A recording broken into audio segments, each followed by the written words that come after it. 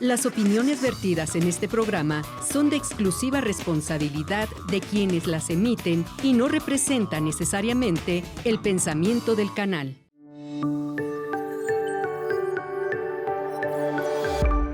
Sistema Michoacano de Radio y Televisión presenta.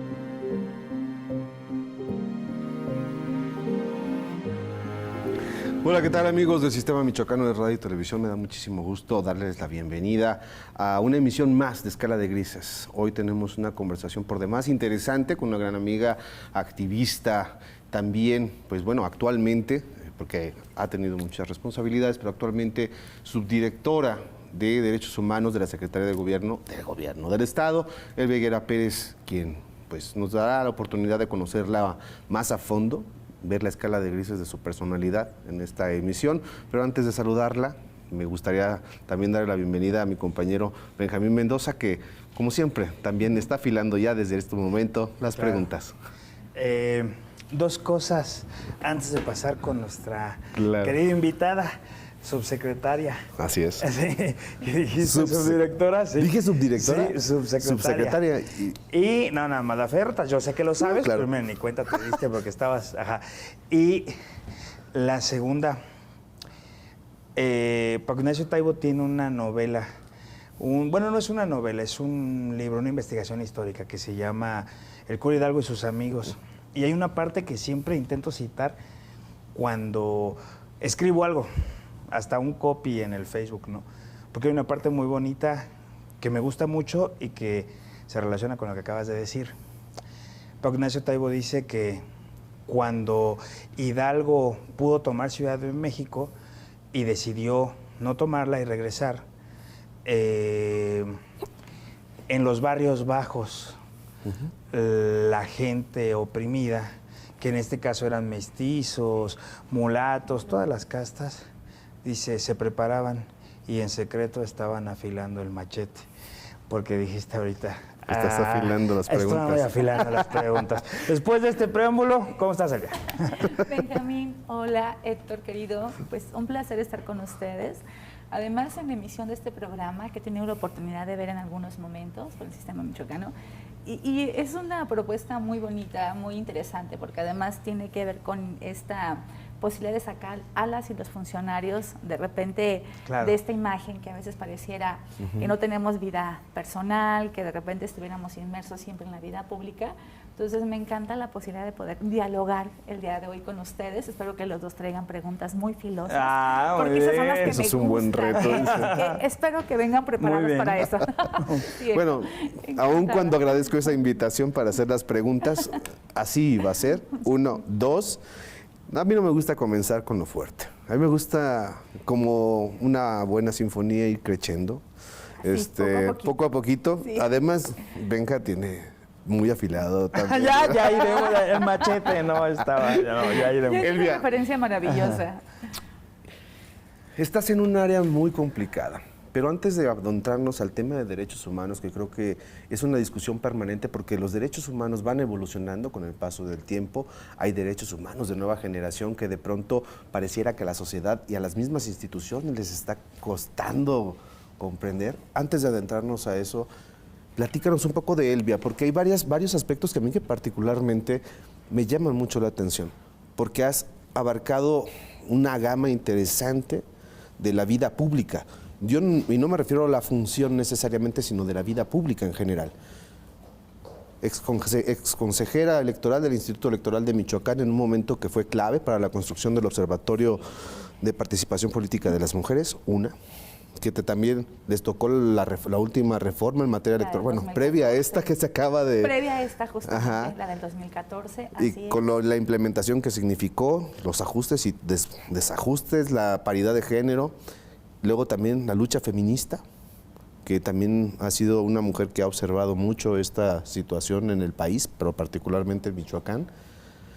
Y pues ahorita justamente subsecretaria de Derechos Humanos. ¿Qué te ha llevado a agarrar esta lucha por la defensa de los derechos? Porque también el derecho electoral es eso, es la protección de un derecho de los ciudadanos. Sí, yo creo que todas han tenido como un significado muy especial. El ejercicio de la función pública no es una tarea sencilla. Yo me inicio laboralmente a los 22 años, 23 años, en el recién creado Instituto Electoral de Michoacán, que fue una demanda del movimiento feminista, hay que decirlo, surge como instituto justamente en el gobierno del antropólogo Lázaro Cárdenas Batel. Ahí tengo la oportunidad de colaborar con Rubí de María, una mujer maravillosa también en el estado de Michoacán, una feminista histórica. Y entonces fue un proceso muy formativo. Yo ya la conozco en la Facultad de Filosofía, justamente adentrándome a los estudios de género, filosofía de la cultura y demás. Y entonces ella impregna, yo creo que a muchas de mi generación, ella es Gaby Molina, que también fue su alumna, varios que estamos ahorita en gobierno, pasamos por las manos de Rubí de María.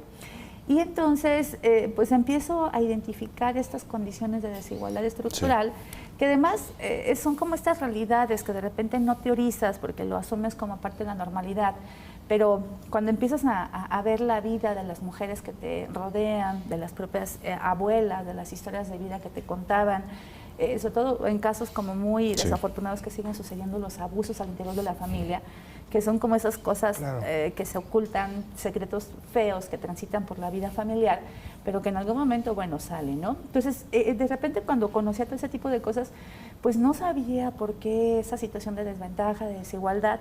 Ya con Rubí de María, pues ya un poco más, un planteamiento más formal, más teórico, y entonces ella la designan directora del Instituto Michoacano de la Mujer. Tengo la oportunidad de colaborar con ella 6 años, casi todo el gobierno prácticamente, y bueno, fue un área muy formativa, porque además me tocó el área de atención en ese momento jurídica, donde llegaban todos los casos de violencia, discriminación por embarazo, todavía era muy común que en ese momento despidan a las mujeres por estar embarazadas, el tema de los acosos, hostigamientos en el ámbito laboral, el lenguaje inclusivo, que todavía causaba mucha risa en las sesiones de la Junta de Gobierno cuando se hablaba del lenguaje inclusivo, porque pues no era algo que ni siquiera a nivel institucional todavía estuviera como planteándose como una forma de nombrar y cambiar las cosas, ¿no?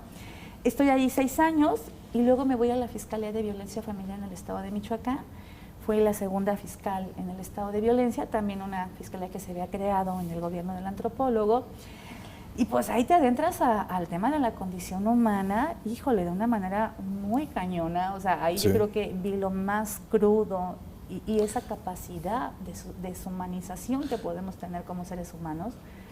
Especialmente algo que me pegaba mucho era el tema de la violencia infantil, porque pues ahí todavía no había esta estructura en la Fiscalía, antes era Procuraduría, y básicamente todo llegaba a esta área. Violencia sexual infantil, golpes, temas de muchos casos de violencia, porque además estaba en un momento donde todavía no había estas estructuras del Estado como tenemos ahora tan profesionales y estructuradas. Las instituciones, pues. Sí, todavía no. Elvia, te voy a interrumpir un poco porque tenemos que ir al primer corte. Había planteado justamente esta pregunta porque es importante poder conocer un poquito de las motivaciones que te han llevado a estar en estas posiciones que creo que han sido importantes para el Estado. Pero vamos a hacer el corte y regresamos porque hay mucho que platicar con Elvia. Muy interesante, en serio, muy interesante. Les recomiendo que se queden. Benja, vamos al corte y regresamos. Vamos al corte.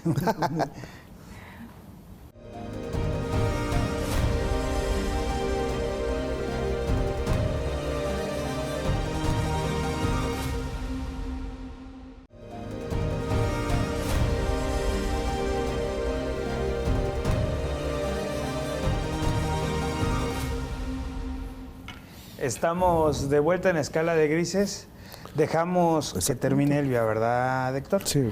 Bueno, decía, entonces estuve en la Fiscalía y decía que bueno, fue un área muy compleja también, porque además pues no teníamos todavía este nivel de cultura acerca de la desnormalización de la violencia. Ahorita yo creo que como sociedad hemos llegado a un grado de conciencia muy interesante, me parece muy importante, donde todos nos pronunciamos en contra de cualquier tipo de violencia. Pero además esa normalización se reflejaba en la debilidad institucional. Claro. Y legal, por supuesto. Ilegal, porque no teníamos todavía marcos normativos tan fortalecidos como ahora. Entonces, bueno, fue muy complejo. Ahí estuve casi 5 años y ya recuerdo que hubo un caso que te dije, marcó. no, ya estoy a punto así de la locura.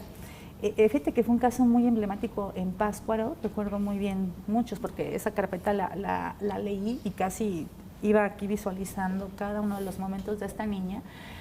Una niña de 7 años que se dedicaba a vender chicles ahí en la plaza de Pátzcuaro. La mamá tenía como 6 hijos más. Y entonces de repente la niña se pierde una noche. La mamá no le extraña porque había ahí en la casa una condición de que si la niña no acababa la caja de chicles, mejor no llegaba a dormir porque la mamá le pegaba. Pero resulta que esa noche no llega a dormir porque 3 niños, bueno, adolescentes de 14, 15 y 16 años, se la llevan a un cerro allá en Pátzcuaro, a un lugar muy feo.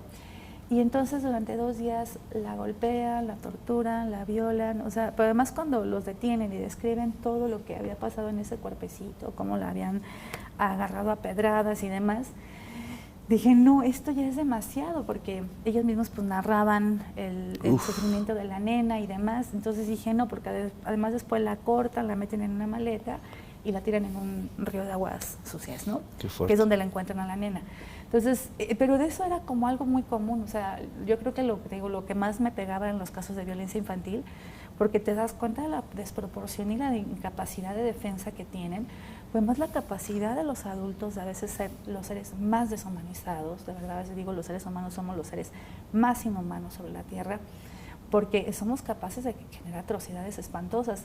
Entonces renuncio a raíz de ese caso porque dije, no, esto ya es demasiado, o sea, ya ni algo siquiera. se tiene que hacer. Sí, porque además ahí también me pesó mucho porque cuando pues estuvimos ya viendo el tema de las responsabilidades, pues también la mamá resultó consignada, también la detuvieron porque pues había habido una omisión en los cuidados, una negligencia. La mandaba a vender chicles. Pero luego también cuando ve las condiciones, pues también la mamá sumida en una miseria, una ignorancia, era como también criminalizar la pobreza. Entonces yo dije, no, qué situación tan compleja, o sea, a mí me daba mucho pesar porque además había muchos otros 5 niños, todos de diferente papá. Entonces te das cuenta también cómo el tema de la pobreza, la desigualdad, abona, es un caldo de cultivo para la comisión de ese tipo de situaciones, ¿no? Entonces, bueno, de ahí me voy como consejera electoral, ya respiro de ese tipo de casos, pero fíjate que también bastante complejo, porque no fue nada sencillo el tema de la implementación de la paridad. Me toca en este primer consejo que viene después de la reforma del 2014, una de las más importantes que hemos tenido en nuestro sistema político y sistema electoral. Y pues bueno, viene tanta transformación, el tema de los pueblos y comunidades originarias, que fue muy complejo todavía ahí. Pero al último la paridad la tuvieron que sacar por acuerdos. La paridad se saca por acuerdos, pero había que perfeccionarla, porque la paridad por sí sola no te garantizaba la competitividad de las mujeres. Había que vencer cuestiones todavía muy prácticas, muy negativas al interior de los partidos políticos. Los bloques de competitividad, dije. Los bloques de competitividad, porque en el 2015 salen a contender solo con la paridad, y aquí en Michoacán sucede algo interesante. De 2011 a 2014 teníamos creo que 11 o 13 presidentas municipales, previo a la paridad.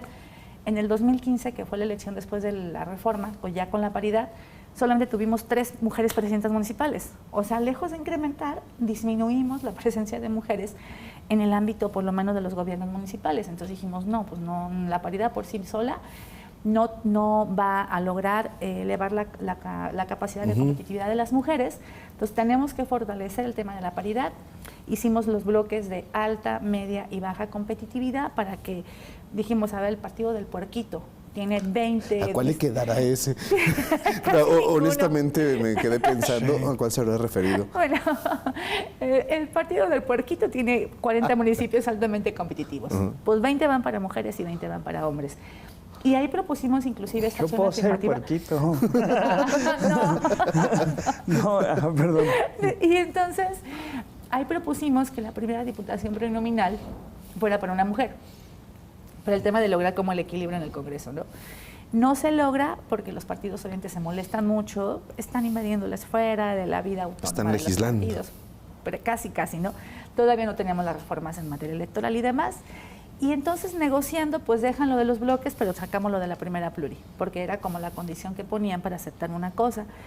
Se logra eso, sí logramos tener más mujeres presidentas municipales, pero a la par también lo fuimos transitando en los primeros gobiernos autónomos que ya se iban gestando en el estado de Michoacán, el Consejo Mayor de Cherán, Santa Cruz Tanaco, San Francisco Pichátaro. Los antecedentes de todo esto. Los antecedentes de todo esto, justamente. Y entonces ahí también empezamos a pugnar porque hubiera mujeres consejeras integrando estos órganos de gobierno tradicionales, porque había una resistencia cañona de las comunidades. Yo recuerdo en dos momentos que me parecieron muy interesantes, cuando estábamos con los bloques de competitividad y la primera diputación para mujer, me llama una representante de un partido político, mujer, de las pocas que habían ahí en la mesa del Consejo General, y me llama muy molesta en la noche y me dice, oiga, consejera, solamente para decirle que mi dirigente está muy molesto con su propuesta. Reginaldo y Marcela. Nos vamos con su propuesta, ¿no? Pues así la escuché. Y yo así, oiga, pero dije, bueno, la dejo hablar. Estamos muy molestos, ustedes están violentando la vida interna de los partidos y no vamos con la propuesta y ¿no? La escuché y dije, a ver, le dije, mire, yo nunca voy a ser candidata de elección, a ningún cargo de elección popular. Yo creo que no, nunca voy a tener esa posibilidad, porque además no soy una figura luego agradable pues para los partidos, ¿no? Pero es ahí donde Benjamín tendría que decir, ¿es en serio? ¿Nunca vas a ser candidata? Sí, no, yo digo, estoy esperando a que Elvia me invite otra vez a su programa. Sí. Interrúmpela. No, pero está bien, no, es una broma. No, claro, estamos de hecho, los que menos tenemos que hablar somos nosotros. Para eso es el programa. No, pero además sí tienes que hacerlo, porque, bueno, ya aquí en confianza, tengo un amigo periodista que luego de repente me dice, oye, te quiero hacer una entrevista, pero como tú sola te preguntas y tú sola te respondes, pues háztela tú sola y me la mandas, ¿no? Bueno, pero sí me puedes interrumpir. No, ok, pero sí, adelante, estabas contándonos. Yo estaba muy atento. Dice eso, ¿no? Y ya le digo, oye, pero ya me quedo callada, le escucho y le digo, mira, tú tienes como 12 años siendo representante del partido aquí en la mesa. Tu dirigente ha sido diputado federal, local, él, no sé, más de 3 o 4 veces. Le digo, esa propuesta es para mujeres como tú. Para mujeres como tú, que los partidos no volteen a ver, que utilizan en su beneficio y que jamás les dan una oportunidad. ¿Y quién diría que iban a terminar peleados y ella sin diputación? Justamente, así. Pero bueno. Cosas que pasan. Y eso de repente fue muy interesante. Luego recuerdo que en una reunión con comuneros también de un consejo, se iba a renovar un consejo, de repente dicen, es que, yo decía, no, es que tiene que quedar en la convocatoria que vayan mujeres. Y decía ahí el líder, no, es que la asamblea, si la asamblea considera que haya mujeres, la asamblea las va a proponer porque la asamblea es sabia. Dije, pues vamos a ayudarle a la sabiduría de la asamblea, porque dije, si le apostamos a que nada más de manera espontánea los comuneros las propongan, eso nunca va a suceder. Y justamente sobre ese tema, yo tengo que preguntarte de manera obligada, ¿qué se superpone sobre el otro? Los derechos humanos, el derecho de las mujeres o el usos y costumbres, que también ese es otro tema. Ahí, ¿cómo hacer? ¿Cuál prevalece sobre el otro? Yo entiendo y quisiera entender que el derecho de las mujeres tendría que estar por encima de esto, pero te enfrentas a todo un esquema de tradiciones en las mismas comunidades. Pero que nos respondan después del corte. ¿Qué te parece? Que nos responda después del corte, que lo piense bien. Yo también creo que la respuesta es, en teoría... Podría parecer obvia, pues, pero... Obvia, exactamente, pero mejor que alguien nos lo explique, ¿no? Sí, y que quien nos está viendo pues le quede claro. Vamos a ir a una pausa. No deje de vernos porque le estamos... Bueno, ni siquiera le tenemos que sacar las cosas a Elvia. Ella nos las está contando. Entonces vamos a ir a una pausa. No se vaya de acá, que esto es Escala de Grises.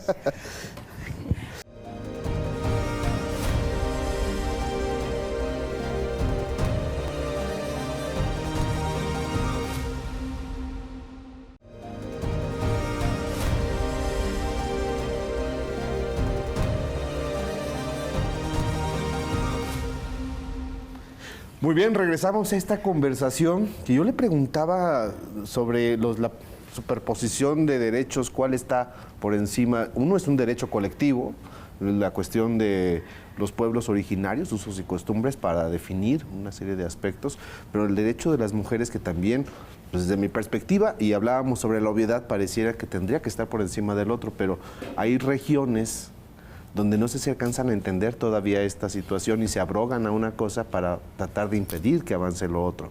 Claro. ¿Cómo lo estás observando tú?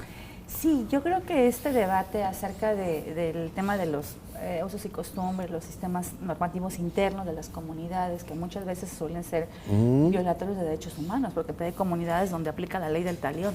Te robas algo, pues te robo, te corto un dedo, ¿no? O este tema que luego hemos visto muy polémico, de cuando las comunidades enaltecidas pues linchan a una persona por un tema de violación, homicidio. Entonces, bueno, ahí está como todavía el debate muy álgido en el tema de derechos humanos.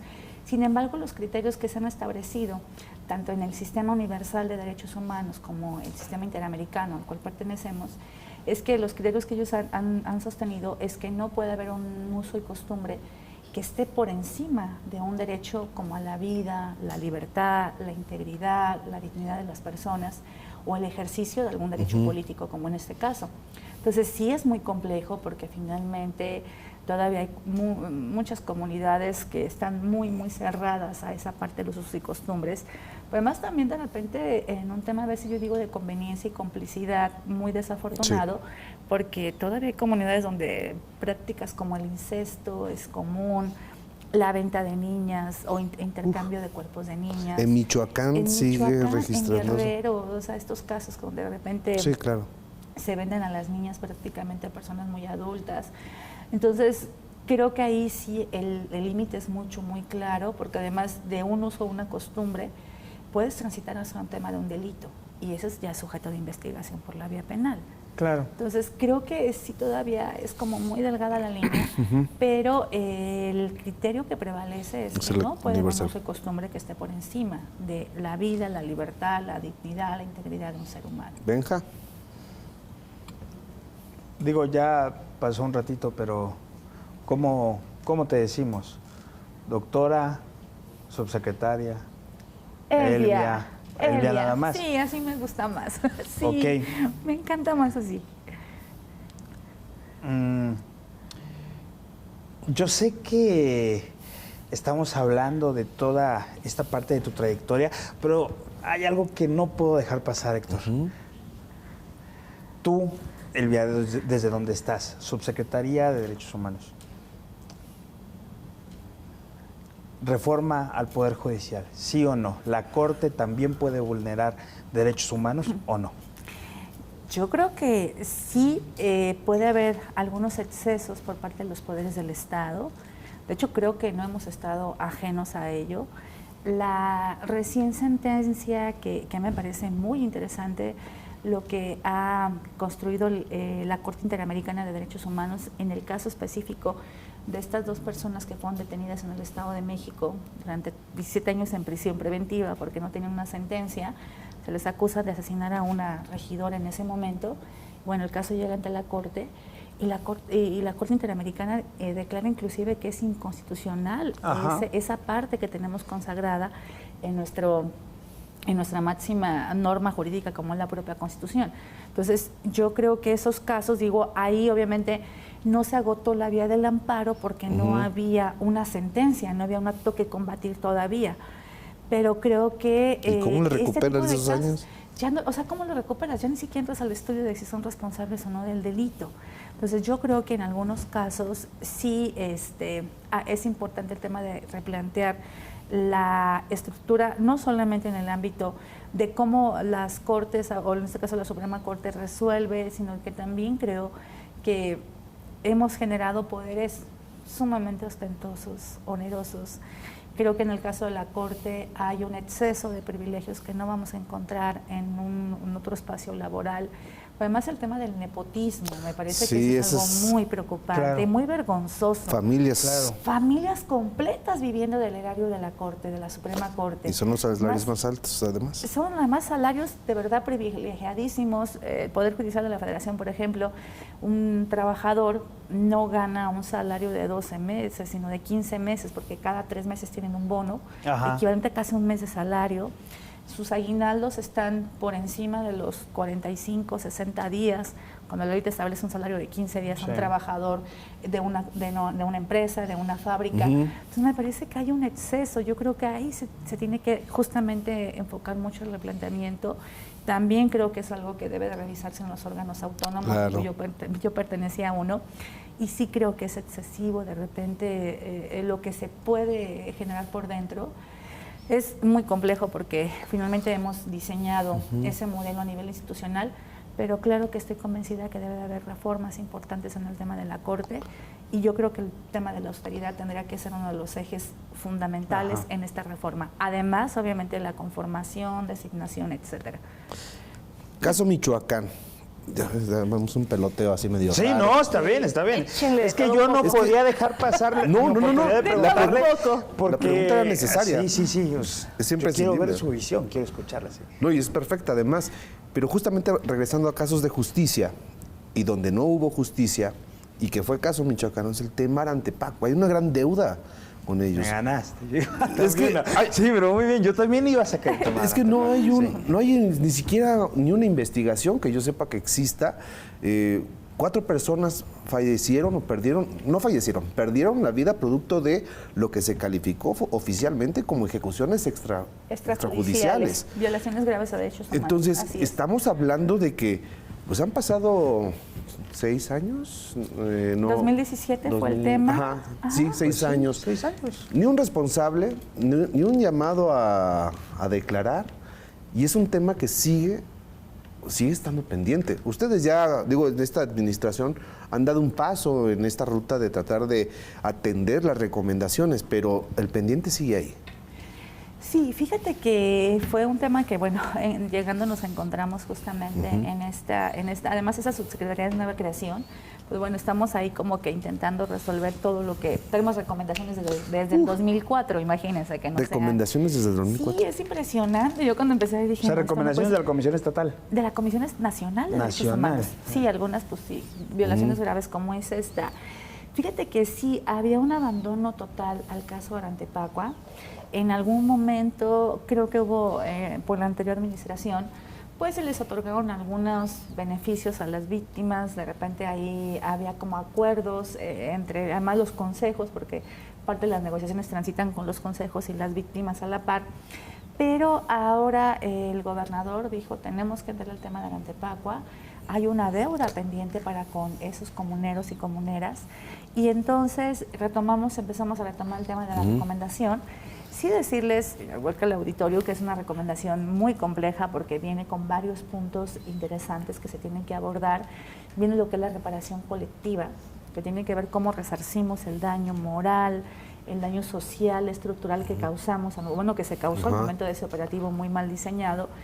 Y aparte la reparación individual a las víctimas indirectas del hecho, que son viudas, fueron personas torturadas, y algunas que fueron privadas de la libertad. O sea, están como en 3 grupos clasificados el tema de las víctimas. Pero es que hay 2 perspectivas de la justicia. Por un lado, sí se atienden de alguna manera directa a las víctimas y a la comunidad, pero la otra parte de la justicia, de siquiera mandar llamar a los responsables, esa parte no está atendida.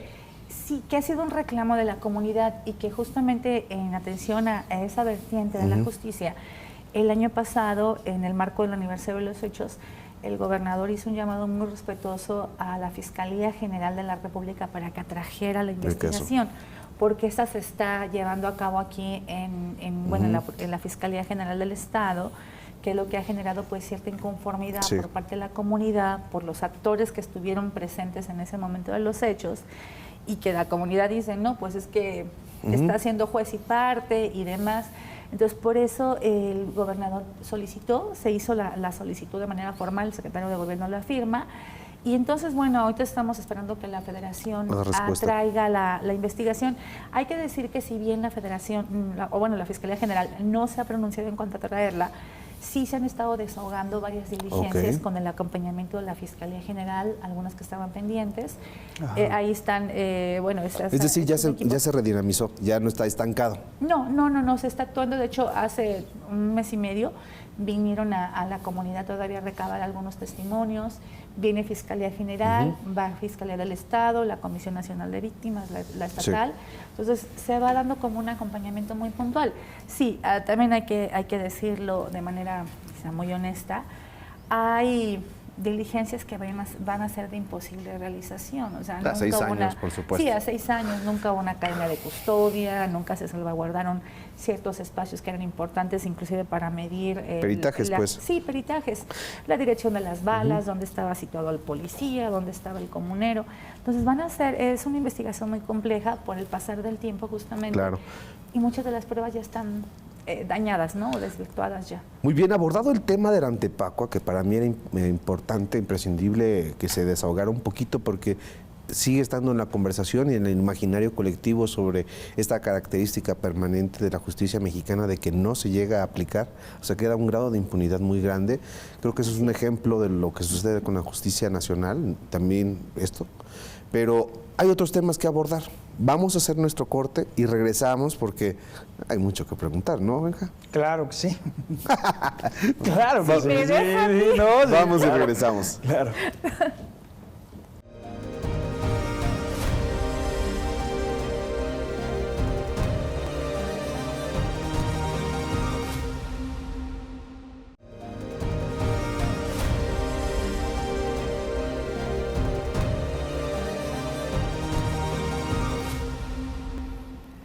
Estamos de vuelta. ¿Dónde se ve Elvia? ¿Dónde se ve Elvia en el 24? ¿Dónde se ve Elvia en el 27? Diputación Federal. Diputación local. No, Presidenta del IEM. Bueno, preguntando, pobreza, dice. Gobernadora, alcalde, jefa de tenencia, tesorera de la kermés, ¿sí? ¿Dónde? Jefa de manzana. No, fíjate que yo, hay una posibilidad profesional, una expectativa que tengo, que no he dejado a un lado. Hace algunos años, 2 años, contendí para la presidencia de la Comisión Estatal de Derechos Humanos. Debo decir que fue una experiencia muy desaseado, ¿eh? Desaseado. Sí, lo recuerdo. Yo justamente trabajaba en el Congreso cuando pasó. Estabas todo ahí, bueno, proceso. muy violento, pero fíjate que además fue a partir de que... ¿Fue cuando embarazaron las urnas o esa fue del auditor? No, del ahora fue, exauditor. A ver, primero fue fiscal. Fue esa misma noche. Luego auditor. Sí, cierto. Y meses después fue el comisionado estatal de derechos humanos, pero bueno. Bueno, yo contiendo ahí, pero fíjate que, bueno, no sé, digo, no me arrepiento nunca de haberlo hecho, no, yo creo que nunca me voy a arrepentir, pero sí creo que fue una mala estrategia política mía. Cuando hago mi comparecencia ante la Comisión de Derechos Humanos del Congreso, se me ocurre ir con un pañuelo el listón, verde. El paliquete, sí. Sí, llevaba el pañuelo verde. Digo, yo nunca pensé que fuera a tener como una situación tan fuerte, porque terminando de hacer la comparecencia, un diputado me manda la foto y me dice, oye, ¿qué significa el pañuelo? Le dije, bueno, es búscalo un movimiento. en Google, muchachos, si no sabes, ¿no? O sea, es un movimiento que viene a nivel Latinoamérica, pero además tiene que ver con un tema de derechos de mujeres, sexuales y reproductivos. Le hago rápido una contestación, ¿no? A los 15 minutos me llama otro diputado de una bancada conservadora y me dice... Del PAN, pues. Pero además pues sí, ¿no? muy o sea, violento y muy enojado. Digo, a mí nunca se me va a olvidar esa conversación porque yo estaba que no sabía qué contestarle. Me dice, ¿se acaba usted de dar cuenta de lo que acaba de hacer? Fue una irresponsable. ¿Cómo se atreve a confrontar así un poder del Estado? Usted no se da cuenta de la irresponsabilidad de su conducta. Bueno, me dijo prácticamente que había sido una idiotez de mi parte haberme presentado con un pañuelo verde, que yo había fracturado ya una serie de acuerdos que se venían gestando. ¿Fuiste víctima de violencia política? No, pues esa fue la conversación más, yo creo que más violenta que he sostenido en mi vida con un personaje de la vida pública, porque además yo estaba tan pasmada de que no sabía qué decirle. O sea, ya cuando empezó a ser muy ofensivo, diciéndome casi que era una idiota, porque cómo se me había ocurrido ir con un pañuelo verde, yo sí le dije, a ver, diputado, con todo respeto, yo no le estoy faltando a usted el respeto. No, pero se lo faltó un poder del Estado. No puedo creer su grado de irresponsabilidad. Dije, ¿de verdad por un pañuelo verde? Bueno, de ahí ya se vino una serie de situaciones muy complejas. Yo me acuerdo que en cuanto me colgó, nomás pum, me cuelga, ¿no? Y en ese momento, en la llamada de un amigo, pues ya, así como que luego se había corrido, es que vino con un pañuelo verde, no sé qué. Me dice, oye, ¿qué pasó en el Congreso? Están muy enojados, ¿qué hiciste? Dije, no, pues es que nada más fui a comparecer. De hecho, el pañuelo se me ve muy poco porque traía un saco, pero sí se alcanza a ver. Entonces me dice, es que están muy enojados por el tema del pañuelo. Lo único que hice fue decirles que era una mujer que pensaba. Y eso les molestó tanto. No, y en realidad, fíjate que a estas alturas del partido lo que yo creo es que realmente estaban buscando un pretexto para romper la posibilidad de que llegaras, no por el tema de la ideología de género, sino más bien por cómo se mueven muchas cosas en el Congreso. Y la Comisión Estatal de Derechos Humanos, también hay que decirlo. Se ha desvirtuado muchísimo. Claro, sí. Ha sido un centro de reparto de cuotas, honestamente. Como el IMAI, ¿no? Y como muchos otros, es la verdad. El sistema estatal anticorrupción, etcétera, etcétera, etcétera. A eso iba cuando hablaba de los órganos autónomos, que también se tenían que replantear, ¿no? Claro. Y bueno, me cuesta mucho, o sea, después ahí se viene un tema bien difícil, porque además luego en redes sociales yo veía como comentarios bien fuertes de mi persona que digo, yo decía, esta gente ni siquiera me conoce. Pero así muchas publicaciones que decían, señores diputados, les pedimos por favor que no vayan a votar por una abortista, por una asesina. Eso sería una inmoralidad del Congreso, ¿no? Y yo decía, ¿a qué grado, no? O luego me relacionaban con personas que yo en mi vida había conocido, pero así además en un lenguaje muy ofensivo, ¿no? Yo decía, ay, si la esposa de ese señor se da cuenta que eso está publicado, y decía, Dios mío, si me busca, que me agarra golpes y yo ni en cuenta, ¿no? Bueno, fue un proceso muy tortuoso. Sí. Se llega a la noche de la votación, que esa misma noche designaron al auditor superior. Y bueno, ahí el acuerdo era que primero saliera el tema de la comisión, porque había como el temor de que se fuera a caer la votación. Es que tenía que ser. Y eso sucedió, ¿no? Eso sucedió. Sí, por eso yo decía que lo de la comisión se alargó. ¿Recuerdas, no? Se postergó. Se fue porque hubo votos de más ya cuando hay que votar la comisión. Sí, no, oye, qué cosa. Sí, entonces, pero esa ahí es una expectativa y una posibilidad que no descarto. Entonces, digo, creo que ya el Congreso ya no ser comisionada. Ser presidenta de la Comisión Estatal de Derechos Humanos, Benjamín.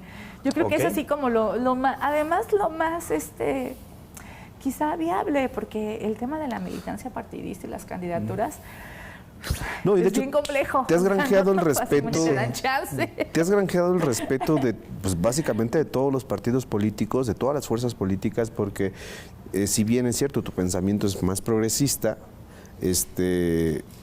siempre has sido respetuosa de las diferentes y todas te buscan. Yo he visto cómo las de las diferentes fuerzas políticas terminan encontrando en tu experiencia y en tus argumentos la posibilidad de que ella se defienda dentro de sus propios institutos políticos, ¿no? El Observatorio de Participación Política de las Mujeres que se creó en su momento, fuiste parte fundamental de eso, donde muchas mujeres, incluso hasta los partidos conservadores, se vieron respaldadas. Sí, beneficiadas. Y fíjate que algo bien curioso, porque cuando pasa ese tema del Congreso, pues yo había pugnado mucho por el tema del observatorio, la paridad, los lineamientos, o sea, acá me aventaba broncas de repente con los dirigentes, los representantes de los partidos ahí en la mesa del Consejo, inclusive con propios compañeros y compañeras que de repente no compartían mucho la idea. Y de repente cuando pasa lo del Congreso, me dicen, fueron 2 diputadas quizá las que ahí se metieron por ti. Me dice, pero ninguna salió a defenderte. Me dice, fuiste víctima de lo mismo que tú creaste. O sea, tú allá peleando para que hubiera mujeres. Ahora que hay mujeres, me dice, y ninguna quiso aventarse la bronca de salir así como a decir, oigan, pues porque podrían ser víctimas de violencia también por parte de sus... de sus mismas bancadas, seguramente. Entonces, sí está bien cañón con los mecanismos de control y opresión que todavía tienen. ¿A estas alturas del partido hay simulación?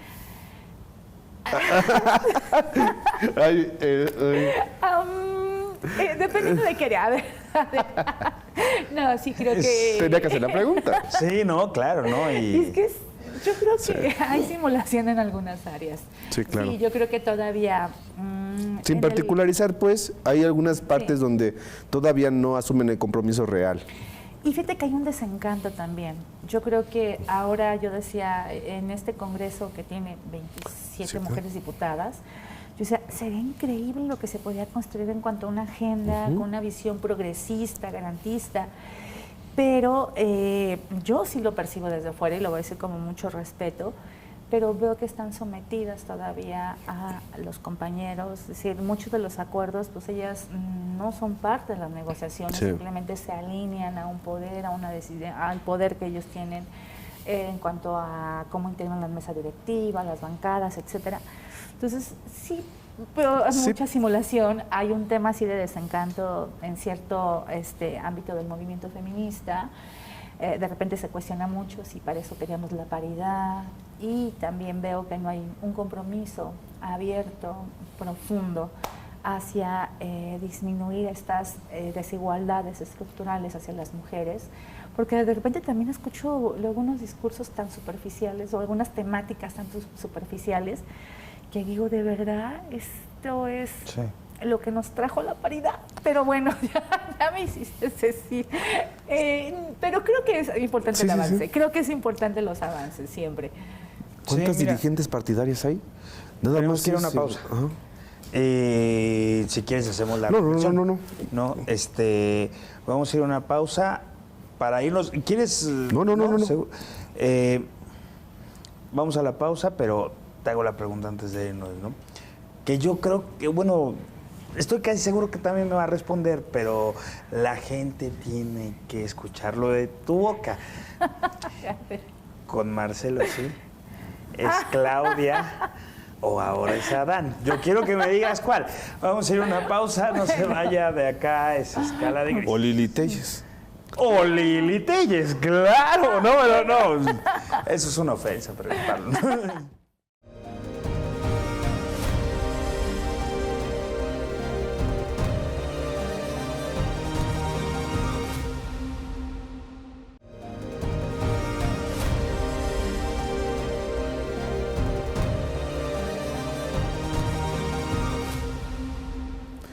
Muy bien, ya estamos en la recta final, en la última sección, el último bloque, donde algunas preguntas picosas vienen en camino. De eso estoy prácticamente seguro, y ya soltó la pregunta mi compañero Benja. Repítela para la audiencia. Sí, con Marcelo sí, ¿es Claudia o ahora es Adán, querida Elvia? Mira, yo creo que los tres son perfiles muy interesantes. Creo o que el Lili Telles. Ahí sí ya, eso sí ya no lo contestaría. Okay. No, yo creo que en este caso creo que los tres perfiles son personas con mucha experiencia en el ámbito de la política, de la administración pública. Yo por una congruencia ideológica feminista. Es evidente, sí. Claro que iría con una mujer, por supuesto, pero además yo les de repente compartí, digo, no tiene que ser cualquier mujer, no es el hecho de ser mujer, tiene que ser alguien que tenga experiencia, un compromiso. Hace algún tiempo tuve la oportunidad de escuchar a la licenciada Claudia en un evento que organiza el Universal, donde reconoce a 1000 mujeres líderes en el país, y bueno, ahí me invitaron, tuve la fortuna de ir por parte de Michoacán. Y entonces la escuché hablar acerca de su experiencia, sobre todo en el tema del acoso, de cuando ella estudiaba en el Politécnico, porque ella es egresada, ya entiendo. Y decía, pues que ella también utilizaba el transporte público. Eso se me hizo como muy pueblo, ¿no? Y decía, no, pues esta es de las de nosotras, ¿no? Que viene la cultura del esfuerzo. Y decía, sí, es que yo recuerdo cuando era estudiante y de repente pues sabía lo que era el tema del acoso, el hostigamiento, el sentir los tocamientos. Y estaba normalizado, ¿no? Sí, claro, además mucho más normalizado que ahora. Y también empezó a contar algunas otras experiencias de los espacios educativos, toda esa situación de discriminación que ella percibía en algunas carreras. Entonces de ahí dije, claro que trae formación, claro que trae como esta parte de conocer lo que es la dinámica de la vida de las mujeres, sobre todo el tema de los espacios, el tema de toda esta cuestiones de cómo se manifiestan las violencias. Entonces creo que la respuesta es más que clara. Antes de irnos a la dinámica que tienes que hacer, me gustaría... Digo, yo nada más quería como puntualizar algo. Entonces, la paridad sin agenda, ¿es un adorno? Híjole, mira, yo creo que la paridad es una medida de acción afirmativa que tenemos que seguir todavía utilizando. Y defendiendo. Y defendiendo. Sí, yo estoy convencida de eso. Yo creo que sí, y creo que es importante que tengamos compañeras. Creo que una aspiración, quizá mía, y que a lo mejor puede ser compartida por cierto sector del movimiento feminista, es que no fuera el tema de mujer por mujer, o sea, no darle... Sí, yo lo digo por lo que mencionabas hace un rato, ¿no? Sino que tiene que dar Fuiste además... víctima de lo que tú misma, de la puerta que tú misma abriste. Sí, que así vengan me sentí. mujeres Pero no por eso se puede cerrar esa puerta. Sí, Claro. no por eso. No, Yo al por eso contrario, yo decía. la seguiría defendiendo, claro. El cual sería como el escenario ideal, sí, con una agenda, aunque también quiero decir que no quiero ser como muy injusta, porque finalmente a los hombres no les estamos cuestionando si llegan con una agenda o no. Los hombres han llegado porque han llegado Claro. de manera muy natural. Creo que a veces somos más injustos con las mujeres cuando analizamos esto, pero creo Sí, que asumimos que tiene que ser feminista porque tiene que ser feminista la mujer, sí, a lo ¿no? mejor, O sea, pero eso sería lo ideal para mí, ¿no? como el afroamericano tiene que ver por los Derechos. migrantes y ve a Obama, pues no sé si. Por ejemplo, entonces yo digo, bueno, sí, ojalá que la paridad nos lleve a transitar a esa posibilidad. Lo que sí creo es que si tienes la oportunidad de estar en un espacio como mujer y no generas un cambio, aprovechando ese espacio de toma de decisiones, aprovechando ese espacio donde puedes incidir en algún tema, por básico que sea, a lo mejor unos lineamientos que se generaron ahí, pero bueno, eso abrió la puerta para ir perfeccionando el tema de la paridad, el mismo Sí. sistema electoral, ahora ya también los grupos de diversidad van por el tema de cuotas, etcétera, ¿no? Entonces yo creo que es como un compromiso ético-moral de Claro. si tú como mujer estás ahí, aprovéchalo, Haz algo. o sea, haz algo que beneficie a las otras. Si no es un desperdicio del espacio, Elvia- eso es muy Sí, lamentable. claro, Héctor, ahora sí. De manera rápida, en una frase, ¿cómo ha sido trabajar en materia de derechos humanos en actual administración en un Michoacán tan convulso? Híjole, un proceso agotador, pero satisfactorio. ¿Por qué satisfactorio? Porque, ¿sabes qué? Es algo maravilloso, que además yo agradezco mucho esta posibilidad. Tenemos un gobernador comprometido con el tema. O sea, yo así cada vez que lo escucho decir... ¿Él está dispuesto a escuchar los regaños de derechos humanos? Él está abierto a decir, porque mira, algunos no han sido de este gobierno, pero Sí, claro. hay que asumirlos, ¿no? A lo mejor vengan algunos de este gobierno. Yo apelo mucho a que mis compañeros funcionarias y funcionarios Estén a la altura. incurran lo menos que se pueda, porque además nos están saliendo carísimas las recomendaciones. Se van en un tema económico que al Estado le está saliendo muy costoso, cuando es un recurso que podríamos implementar en temas de salud, niños con cáncer, Educación. otras cosas así importantes, ¿no? Combate a la pobreza, etcétera. Pero digo, ojalá que mis compañeros funcionarios y funcionarias lo entiendan y no lleven al Estado de Michoacán a esa situación de más recomendaciones. Tenemos un gobernador completamente convencido que tenemos que observar y respetar los derechos humanos y cuando ha habido violaciones, responde. Y un secretario de gobierno que está en la misma idea, Sintonía. con el mismo planteamiento, con una sensibilidad. De verdad que yo me siento tan afortunada porque creo que nunca había trabajado con hombres tan comprometidos con estas materias como es ahora el gobernador y el secretario. Por eso digo, es maravilloso porque hay un respaldo. No vas tú sola contra la corriente, sino que ellos comprenden el tema. Ajá. Y eso te fortalece mucho y te permite también, pues obviamente, hacer Claro. cambios e incidir. ¿Cuánto Benja, tiempo tenemos? Un minuto. Un minuto. Ups, Entonces, un minuto. ¿te alcanza para 3 preguntas de Sí, otras palabras? Te digo algo y me respondes con lo primero que se te venga a la mente, ¿va? Ok. PRD, A punto de morir. Silvano, Con una figura no deseada en Michoacán. Morena, En crecimiento, progresividad y, yo diría, larga vida. ¿Derechos humanos? Derechos humanos, un reto en todas las democracias. feminismo, Una ideología que te dignifica y que le da sentido a la vida. Michoacán, Un estado maravilloso, complejo, pero con muchas oportunidades. Rubí, Una maestra. yo creo que con eso es más que suficiente. Digo, hay muchas preguntas, pero el tiempo está encima. presidenta. De la Comisión Estatal. ¡Ah, la bajó bien, muy bien! Ya vámonos, Héctor. Gracias, Elvia, por haber visitado en esta casa, tu casa, el Sistema Michoacano de Radio y Televisión, a escala de grises. Un gusto que nos hayas permitido conocer más allá estas visiones que tú tienes. Al contrario, yo soy súper agradecida con ustedes. No, gracias. Esperemos que en algún otro momento Así será. volvamos a coincidir. Claro que porque sí. Ha sido un diálogo maravilloso. Entre amigos, además, con mucha confianza y eso no se siente en cualquier Por espacio. la hora debemos estar tomando mezcal. Benja, muchas gracias. Gracias, Héctor. Vámonos. Vámonos, que tenga usted una excelente noche. Les agradecemos que nos haya acompañado hasta este momento en Escala de Grises. Recuerden, nos pueden ver todos los miércoles a las 10 de la noche, cada semana con un actor diferente al cual usted podrá conocer. Descanse.